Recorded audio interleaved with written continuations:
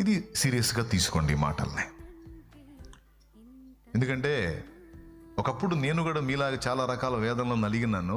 దేవుణ్ణి తెలుసుకున్న తర్వాత, ప్రభు పాదాల దగ్గరికి వెళ్ళిన తర్వాత, అంతకుముందు నేను గుళ్ళు గోపురాలకి వెళ్ళినప్పుడు ఆరాధించేటువంటి, నేను మొక్కే వాళ్ళకి ఇష్టమైనటువంటి వస్తువులు తీసుకెళ్ళటం నా అలవాటు.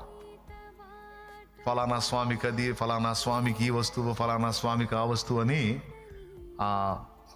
వారి యొక్క ఇష్ట వస్తువులు తీసుకెళ్ళి వాళ్ళని సంతోష పెట్టాలనే ఆలోచన గతంలో నేను ఆరాధించిన వాటిలో ఉండేది. అది ఆ ప్రక్రియలోనే యేసు ప్రభు దగ్గరికి వెళ్ళినప్పుడు ఈయనకిష్టమైన వస్తువు ఏంటి, ఈయనకేమిస్తే ఈయన మనకు కనెక్ట్ అవుతాడు, ఈయనకేమిస్తే మనకు కార్యాలు చేస్తాడు అన్న కోణంలో వెళ్తే, నాకు ఇష్టమైన వస్తువు నీ హృదయమే బాబు అని చెప్పాడు ఆయన.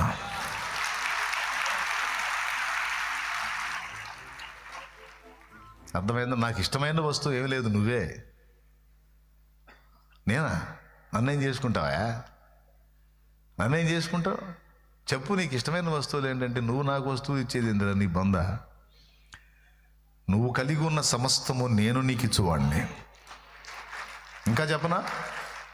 నాకు ఇష్టమైన వస్తువు నువ్వు ఇవ్వటం కాదు, నా యందు మీరును మీ యందు నా మాటలు నిలిచి ఉండిన ఎడల మీకేది ఇష్టమో అడగండి, అది మీకు అనుగ్రహింపబడును అన్నాడు ఆయన.